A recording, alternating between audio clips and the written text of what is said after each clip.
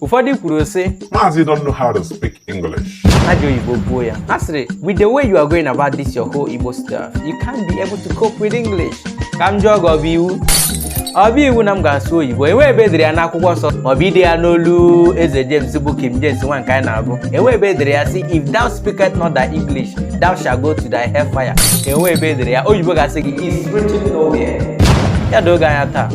hapụrụ m Igbo ka m sụwa Igbo na-enye m ọbara ọ na-adị m mma n'ahụ sinyekwuo m ọzọ ka m sụọ ọ bụrụ na Igbo nwekwuru ọdịdị ọzọ sinyekwuo m ka m na-asụ Igbo dị m mma n'ahụ Igbo dị m mma n'ahụ oyibo ga-asị gị I cherish it a lot pụtawa n'ezi ụmụ amadi na-eche unu